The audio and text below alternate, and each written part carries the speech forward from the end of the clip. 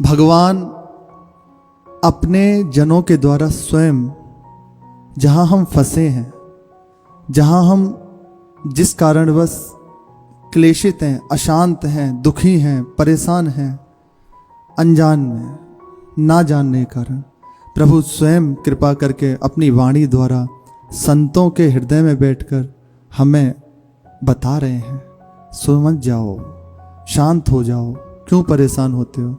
अरे भगवान श्री सीताराम ओमकार नाथ जी एक महापुरुष हुए, उनके हृदय में बैठ के स्वयं कह रहे हैं, अरे अपने को भूलने वाले मेरे आनंद के लाल। इन बातों को यदि अभी हृदय में स्वीकार करें ना, अभी निश्चिंतता आने लगेगी, हृदय सहज आनंद में डूब जाएगा सुनने मात्र से। और कहीं जीवन में उतरने लग जाए फिर कहें क्या, भगवान के वचन हैं, अरे अपने को भूलने वाले मेरे आनंद के लाल। मेरा है पर भूल के तो संसार में लग गया है, अपने को दूसरा मानता है। मेरे आनंद के लाल तू पागल की तरह कहां दौड़ रहा है, लौट आ लौट आ। भगवान के वचन है, अमृत में वचन है।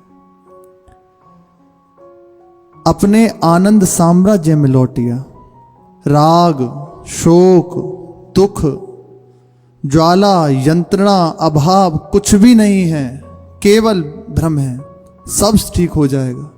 वापस आ जा, वापस आना, मेरा होके मेरे को पुकार, मुझे पुकार, प्रभु मैं जैसा हूं आप स्वीकार कर लो।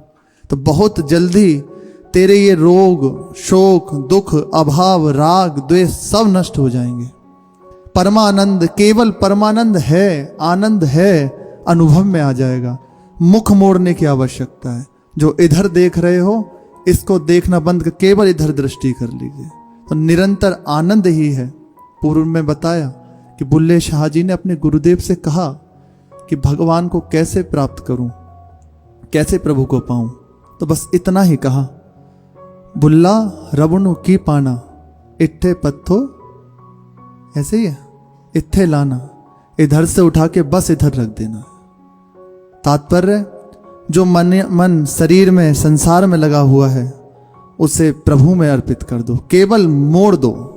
अभी तक जो संसार के लिए करते रहे हो वो केवल प्रभु के लिए होके प्रभु के करने लग जाओ, प्रभु के लिए करने लग जाओ। आनंद का अनुभव है, आपको अनुभव में आने लग जाएगा। ये है केवल आनंद परमानंद, केवल आनंद ही आनंद है, परमानंद ही परमानंद है।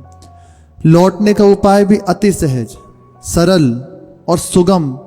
क्या करना है, केवल नाम को पुकार, केवल मेरा नाम रटन कर, मुझे पुकार, बहुत जल्दी तुझे मेरी अनुभूति हो जाएगी। मैं स्वयं आनंद स्वरूप हूं, तेरे हृदय में बैठा हूं।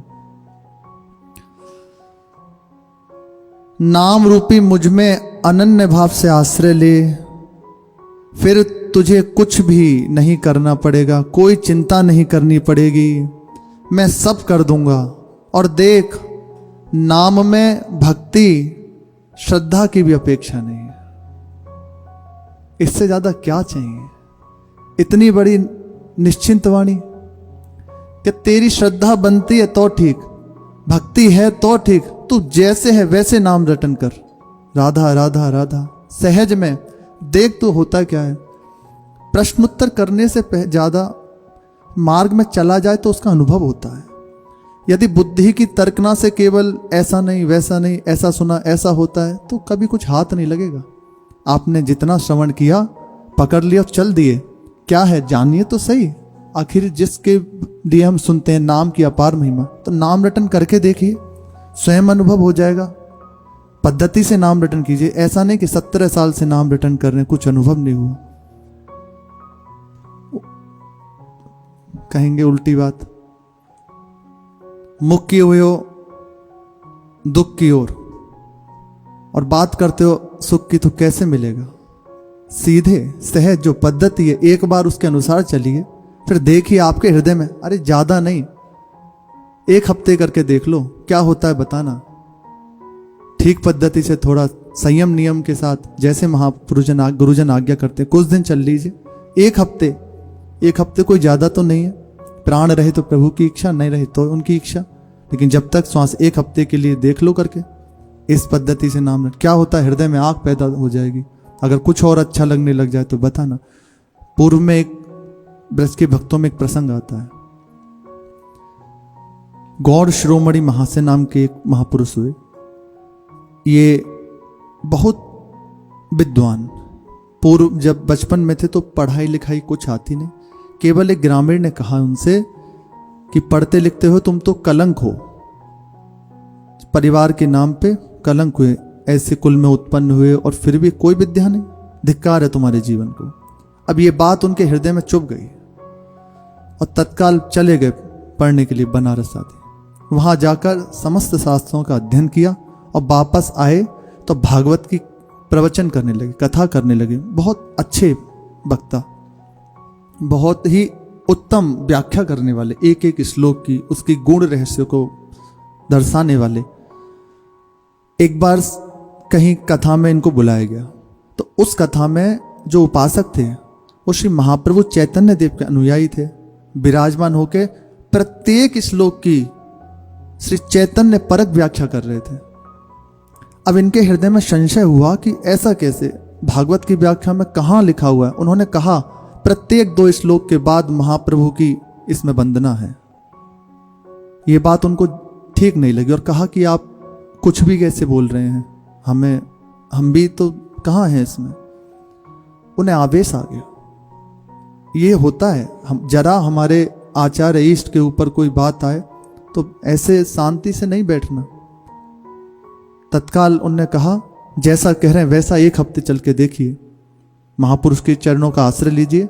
ये ऐसे ही कुछ अनुभव में नहीं आता, महापुरुष के चरणों का आश्रय लें और जिस पद्धति से बता रहा हूं 1 हफ्ते चल लो। यदि तुम्हें दर्शन ना हो जाए तो कहना। कहा मैं अपने प्राण छोड़ दूंगा। उनके भी हृदय में लग गया ये प्रभु को खींचना था। दीक्षा हुई, जिनसे बताया उनसे दीक्षा ली बंगाल में ही।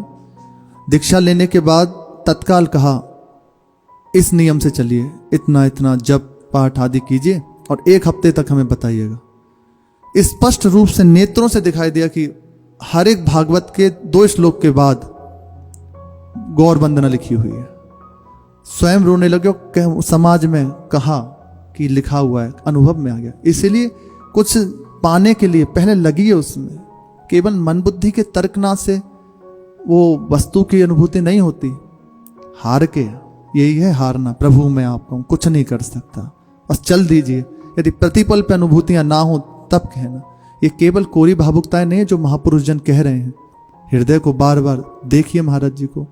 जिस समय अपने आराध्य इष्ट और संत समाज के लिए कोई बात आती है तो कहते हैं कि केवल भावुकता के लिए नहीं कहते, आपके सामने बैठे हैं, यदि सामर्थ्य है तो देख लीजिए।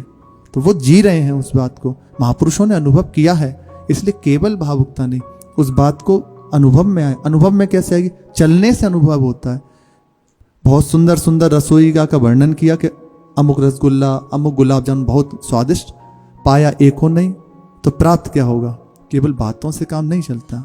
जब मार्ग की बातें सुनते हैं तो उसमें चलने से ये बात आती है हृदय में।